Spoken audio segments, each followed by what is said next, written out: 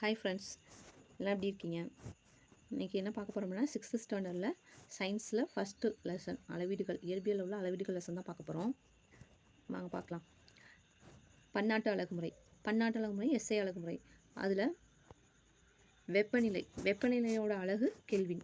பெரிய கிளாஸ் போகும்போது டீட்டெயிலாக படிப்போம். இப்போ வந்து சும்மா இன்ட்ரொடக்ஷன்லேயே கொடுத்துருக்காங்க. இந்த 7 ரொம்ப இம்பார்ட்டன்ட். வெப்பநிலை கெல்வின், வெப்பநிலை அலகு கெல்வின். தொலைவோட அலகு மீட்டர். மின்னோட்டம் ஆம்பியர். காலம் வினாடி. பொருளின் அளவு மோல். நிறையின் அலகு கிலோகிராம். ஒளிச்செறிவு கேண்டிலா. இந்த மாதிரி ஞாபகம் வச்சுக்கோங்க. இது வந்து எஸ்ஐ முறைகளை வந்து அடிப்படை அலகுகள் என்னென்னு கொடுத்துருக்காங்க.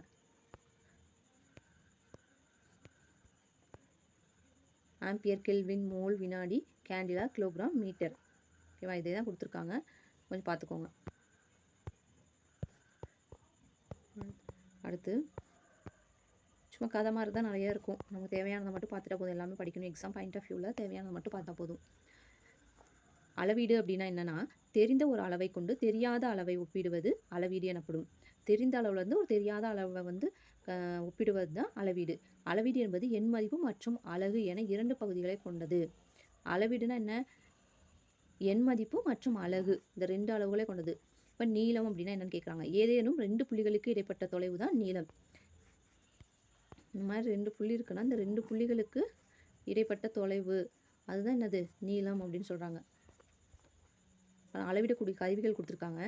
என்னென்னு பார்க்கலாம். அளவு நாடா, நிறுத்துக்கடிகாரம், தராசு, அளவு ஜாடி, மீட்டர் அளவுகோல், இதெல்லாமே என்னது? அளவிடக்கூடிய கருவிகள். நீளத்தோட அலகு நமக்கு எல்லாருக்குமே தெரியும். நீளத்தின் அலகு மீட்டர். இந்த குறியீடை வந்து மீட்டர்னு சொல்லுவாங்க, இல்லைனா எம் அப்படின்னு சொல்லுவாங்க. சிறிய அளவீடுகள் மில்லி மீட்டர் மற்றும் சென்டிமீட்டரிலும், சின்ன அளவு அப்படின்னா மில்லி மீட்டர். மீட்டர் வந்து கொஞ்சம் பெருசு, அதை விட கொஞ்சம் சின்னது சென்டிமீட்டர், அதை விட சின்னது அப்படின்னா மில்லி மீட்டர். அந்த அளவில் அளப்பாங்க அப்படின்னு சொல்கிறாங்க. நீளத்தின் அலகுகளை தெரிந்து கொள்வோம்னு கொடுத்துருக்காங்க. அந்த ரொம்ப இம்பார்ட்டன் பார்த்துக்கோங்க. 1 சென்டிமீட்டர் அப்படிங்கிறது 10 மில்லிமீட்டர். 10 மில்லிமீட்டர் சேர்ந்தது என்னது? 10 மில்லிமீட்டர் சேர்ந்தது 1 சென்டிமீட்டர். 1 மீட்டர், இது நமக்கு நல்லா தெரியும். இதிலேருந்து அடுத்தடுத்து பார்த்துக்க வேண்டியதான். 1 மீட்டர் அப்படின்னா என்ன? 100 சென்டிமீட்டர். அதே மாதிரி 1 சென்டிமீட்டருங்கிறது 10 மில்லிமீட்டர். அடுத்து 1 கிலோமீட்டர் அப்படின்னா 1000 மீட்டர். 1 கிலோமீட்டர்னா 1000 மீட்டர். 1 மீட்டர்னா 100 சென்டிமீட்டர். 1 சென்டிமீட்டருங்கிறது 10 மில்லிமீட்டர். நம்ம ஸ்கேலில் பார்ப்போம்னா தெரியும். 1 சென்டிமீட்டர் அதுக்கு இடையில் ஒரு 10 கோடு போட்டால் தான் அந்த 10 மில்லிமீட்டர் தான் சேர்ந்தது 1 சென்டிமீட்டர் அப்படின்னு நம்ம வச்சுக்கோங்க.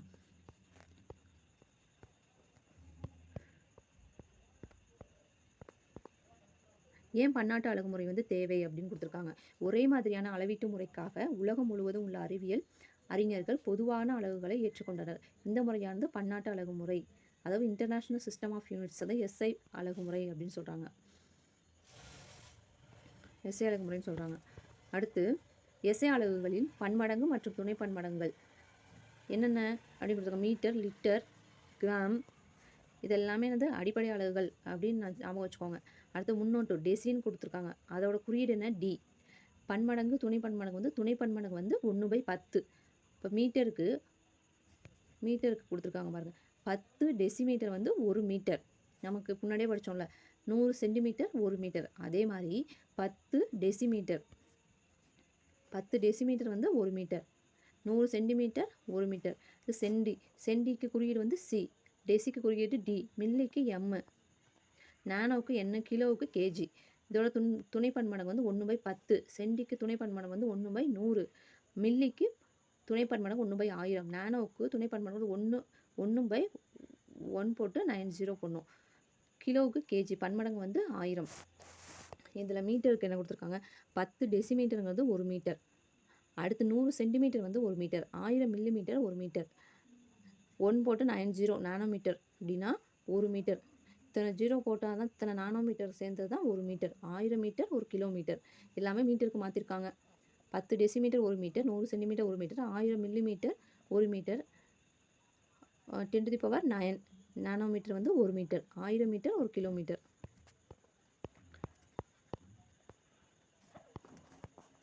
அடுத்து அளவீடுகளை துல்லியமாக அளவிடுதல். அளவுகள் வந்து அளக்கும்போது ரொம்ப துல்லியமாக அளக்கணும். அதுவும் அறிவியல் கணக்கீடுகளில் வந்து இது வந்து ரொம்ப பெரிய பாதிப்பை ஏற்படுத்தும் அப்படின்னு சொல்கிறாங்க. துல்லியமாக அளக்கணும் அளவீடுகளை அப்படின்றாங்க. இடமாறு தோற்றப்பிழை. இப்போ நம்ம ஸ்கேல் வச்சு அளக்குறோம் அப்படின்னா அப்போ வந்து கரெக்டாக அளக்கணும். இந்த மாதிரி இந்த சைடில் லெஃப்ட்லேருந்து பார்க்குறது ரைட்லேருந்து பார்க்குறதுலாம் ஸ்ட்ரைட்டாக பார்த்தோன்னா தான் நம்ம என்ன பண்ண முடியும், இந்த மாதிரி பிழைகள்லாம் ஏற்படுவதை வந்து தடுக்க முடியும். பாருங்கள், ஒரு பொருளில் தோற்ற நிலையை இருவேறு பார்வை கோடுகளின் வழியே நோக்கும்போது ஏற்படுவதாக தோன்றும் அளவீட்டு மாறுபாடு அல்லது அளவீட்டு இடப்பெயர்ச்சியே இடமாறு தோற்றப்பிழை அப்படின்னு சொல்கிறாங்க. இந்த மாதிரிலாம் அளக்கூடாது, ஸ்ட்ரைட்டாக இதுதான் கரெக்டான பொசிஷன். இந்த பியில் இப்படி பார்த்தா தான் ஸ்ட்ரைட்டாக பார்க்குறது தான் கரெக்டான பொசிஷன். இதுவும் ராங், இதுவும் ராங் அப்படின்னு சொல்கிறாங்க. அடுத்து பருமன். பருமனான நீளம் என்பது ஒரு அடிப்படை அளவு நமக்கு தெரியும். இதனை வேறு எந்த அளவீட்டிலிருந்தும் பெற முடியாது. ஆமாம், நீளத்தை வந்து வேறு எந்த அளவுலையும் அளக்க முடியாது. நீளத்தை பயன்படுத்தி என்ன பண்ணலாம், ஒரு பொருளோட பரப்பு கண்டுபிடிக்கலாம். பருமன் இதெல்லாம் நம்மளால் என்ன பண்ண முடியும், கணக்கிட முடியும். நீளம் அகலம் என்ற இருவகையான நீளங்களை பயன்படுத்தி பரப்பை கணக்கிடலாம். இதுக்குன்னா இதுக்கு பரப்பு கண்டுபிடிக்கணும் அப்படின்னா நீளம் அகலம் இது ரெண்டே பேருக்குன்னா நமக்கு என்ன கிடைக்கும், பரப்பு, ஒரு பொருளோட பரப்பு கிடச்சிரும். அதுதான் சொல்கிறாங்க. பருமன் என்பது வழியலகு. பருமன் பரப்பு இதெல்லாம் என்னது, வழியலகு. பருமனை அளவிட முடியும். நீளங்களை அளப்பதன் மூலம் பருமனை அளவிட முடியும். ஒரு பெட்டியின் பருமனை கணக்கிடும் முறையை காண்போம். பெட்டியின் பருமனை கண்டறிய நீளம் அகலம் மற்றும் உயரம் இதெல்லாம் தெரிஞ்சிருக்கணும் அப்படின்றாங்க.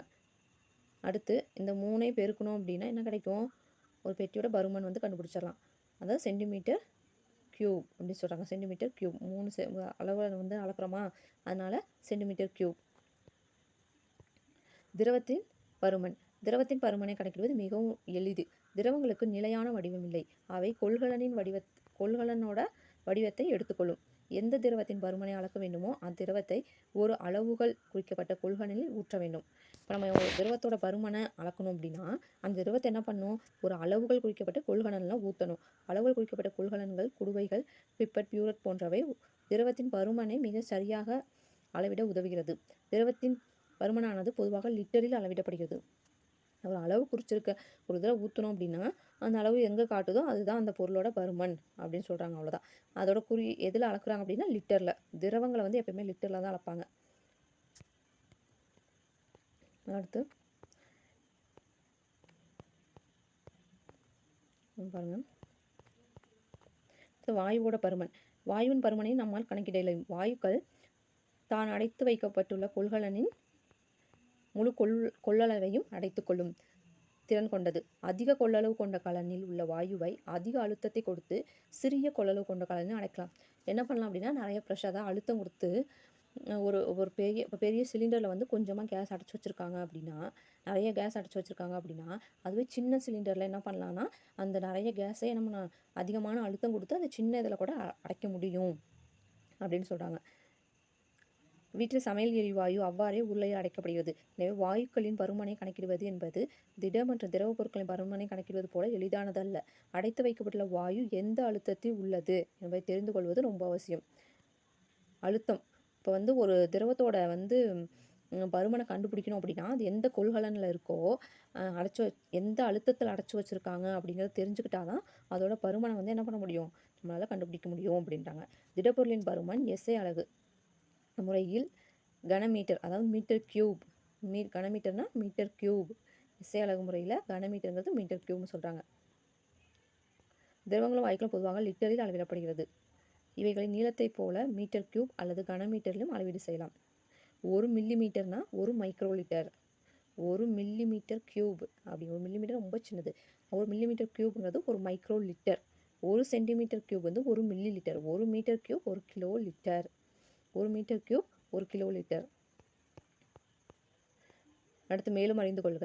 பூமியின் பரப்பில் எடை என்பது நிறைக்கு நேர்த்தகவில் இருக்கும். பூமியில் வந்து ஒரு பொருளோட எடை அப்படிங்கிறது அதோட நிறைக்கு நேர்த்தகவில் இருக்கும் அப்படின்றாங்க. பூமியை விட நிலவின் ஈர்ப்பு விசை குறைவு என்ற போதிலும் இரண்டிலும் நிறை சமமாகவே இருக்கும். ஆனால் எடை குறையும். நிலவின் ஈர்ப்பு விசை புவியை போல 6ல் 1 பங்கு தான். ஆகவே நிலவின் பொருளின் எடை என்பது பூமியில் உள்ள எடையில் 6ல் 1 பங்கு தான். இப்போ வந்து நம்ம இங்கே 60 கிலோ இருக்கும் பூமியில், எடை வந்து பூமியில் வந்து 60 கிலோ 60 கேஜி அப்படின்னா நிலவில் வந்து 10 கேஜியில் 6ல் 1 பங்கு தான் இருப்போம், 10 கேஜி தான் இருப்போம். அதான் சொல்கிறாங்க. நிறை மற்றும் எடை. நிறை என்பது ஒரு பொருளில் உள்ள பருப்பொருளின் அளவு. இது ரொம்ப முக்கியம், நமக்கு அடிக்கடி கன்ஃபியூஸ் ஆகும். நிறை அப்படின்னா ஒரு பொருளில் உள்ள பருப்பொருளோட அளவு தான் நிறை. நிறைங்கிறது என்ன? ஒரு பொருளில் உள்ள பருப்பொருளோட அளவு. எடை என்பது நிறையின் மேல் செயல்படும் புவியீர்ப்பு விசையே ஆகும். எடைங்கிறது என்ன? நிறையின் மேல் செயல்படக்கூடிய புவியீர்ப்பு விசை. எடைனா புவியீர்ப்பு விசை, நிறைனா பொருளில் உள்ள பருப்பொருளோட அளவு. நிறையின் எஸ்ஐ அலகு கிலோமீட்டர், இல்லைன்னா கி அப்படின்னு எழுதலாம். நிறையோட எஸ்ஐ அலகு நிறைனா கிலோகிராம். அடுத்து 1000 milligram 1 gram, 1000 gram 1 kilogram, 1000 kilogram 1 tonne. தராசு, அந்த தராசு வந்து படித்தர நிறை அப்படின்னு கூட அளப்பாங்க. பொருளோட நிறைய அளக்கிறதுக்காக தெரிந்த அளவுலேருந்து தெரியாத ஒரு பொருளோட நிறைய அளக்கிறதுக்கு தராசு பயன்படுது. அடுத்து மின்னணு தராசு, ரொம்ப துல்லியமாக பொருளோட எடையை வந்து அளக்கிறதுக்கு பயன்படுது. ஆய்வகங்களில் வேதிப்பொருட்களோட எடையை வந்து கண்டுபிடிக்கிறதுக்கு ரொம்ப உதவியாக இருக்குது. ஆபரணங்கள், நகைகளுக்கு, மளிகை, உணவு, இந்த இதிலலாம் இது பயன்படுது. அடுத்து காலத்தை அளக்கிறது கடிகாரம் தான். கடிகாரம் வந்து நிறைய இருக்குது. அது வந்து முற்காலத்தில் மக்கள் பகல் நேரத்தை கணக்கிட மணல் கடிகாரம் மற்றும் சூரிய கடிகாரத்தை வந்து பயன்படுத்தி நேரத்தை அளவிட்டனர். தரையில் நடப்பட்ட ஒரு குச்சியை நிழலினை கொண்டு நேரத்தை கணக்கிட முடியும். ஒரு சிறிய துளை உள்ள பாத்திரத்தை கொண்டு காலத்தை கணக்கிட்டனர். நீர் நிரம்பிய ஒரு பெரிய கலனில் துளையுள்ள பாத்திரத்தை வைத்து அது மூழ்கும் நேரத்தை கணக்கிட்டனர். பின் இதனை கணக்கிடும் கருவியாக பயன்படுத்தினர். மேற்கண்ட கடிகாரங்கள் நேரத்தை தோராயமாக அளவிட உதவின. நவீன காலத்தில் மின்னணு கடிகாரங்கள், நிறுத்து கடிகாரம் போன்ற உபகரணங்கள் நேரத்தை துல்லியமாக கணக்கிட உதவுகின்றன. அடுத்து மேலும் அறிவுகளை பார்ப்போம். ஓடோமீட்டர் என்பது தானியங்கி வாகனங்கள் கடக்கும் தொலைவை கணக்கிடுவதற்கு பயன்படுத்தப்படும் ஒரு கருவி. தானியங்கி வாகனங்கள் வந்து என்ன பண்ணுது? அதோட தொலைவை கணக்கிட பயன்படுது. மெட்ரிக் முறை அலகுகள் என்பது திட்ட அலகு. மெட்ரிக் முறை அலகுகள் அல்லது திட்ட அலகுகள் 1790 பிரெஞ்சுக்காரர்களால் உருவாக்கப்பட்டது. மெட்ரிக் முறை அல்லது திட்ட அலகுகளை 1790 பிரெஞ்சுக்காரர்கள் வந்து உருவாக்குனாங்க. நீளத்தை அளக்க தற்காலத்தில் பயன்படும் அளவுகோல் 16ஆம் நூற்றாண்டில் வில்லியம் பெட்வெல் என்ற அறிவியல் அறிஞரால் கண்டுபிடிக்கப்பட்டது. நீளத்தை அளக்கிறதுக்கு இப்போ பயன்படுத்தக்கூடிய அளவுகோல் வந்து 16ஆம் நூற்றாண்டு. எந்த நூற்றாண்டு? 16ஆம் நூற்றாண்டு வில்லியம் பெட்வெல். பெட் அளக்கிறதுக்கு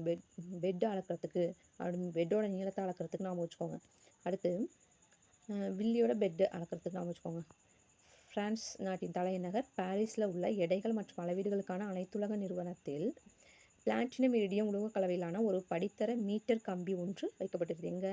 பிரான்ஸோட தலைநகர் பாரிஸில் எடைகள் அளவீடுகளுக்கான அனைத்துலக நிறுவனத்தில் பிளாட்டினம் இரிடியம் அந்த உலோக கலவையிலான ஒரு கம்பி வச்சுருக்காங்க. இந்த மீட்டர் கம்பியின் நகல் ஒன்று டில்லியில் உள்ள தேசிய இயற்பியல் ஆய்வகத்திலையும் வச்சுருக்காங்க. அதோட நகல் இங்கே டெல்லியிலையும் வச்சுருக்காங்கன்னு சொல்கிறாங்க. 1 கிலோகிராம் என்பது பிரான்சில் உள்ள செவ்ரேஸ் என்கிற இடத்துல இங்கே என்ன சொல்லியிருக்காங்க?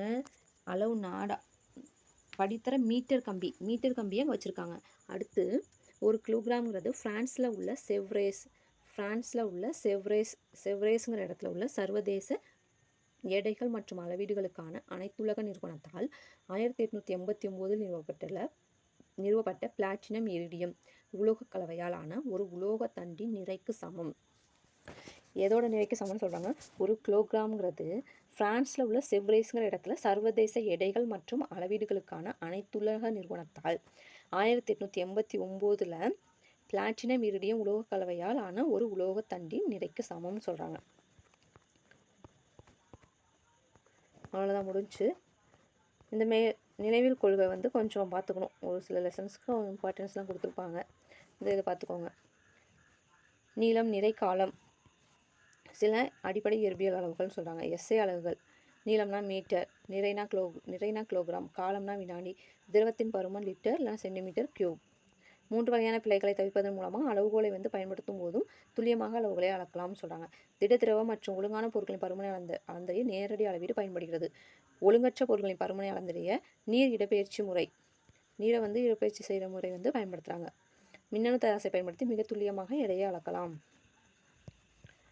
ஓகே ஃப்ரெண்ட்ஸ், இந்த லெசன் வந்து ஒரு 10 நிமிஷம் 15 நிமிஷம் தான் படிக்கிறதுக்காகவும் நான் கொஞ்சம் எல்லாமே சொன்னதுனால ஒரு 18 மினிட்ஸ் ஆகிடுச்சு. ஸோ ரொம்ப ஈஸியான லெசன் தான். ஒரு டைம் பார்த்துட்டிங்கன்னா இப்போ ஒரு இம்பார்ட்டனாக உள்ள அந்த 1 மீட்டர்னா 100 சென்டிமீட்டர் அப்படிங்கிற மாதிரி உள்ளதை மட்டும் ஹிண்ட்ஸ் மாதிரி எடுத்து வச்சுட்டு அதை ஒரு டைம் பார்த்துட்டிங்கன்னா போதும், ரொம்ப ஈஸியாக மெமரி ஆயிரும். Okay, thank you. நல்லா படிங்க. All the best. தேங்க்யூ.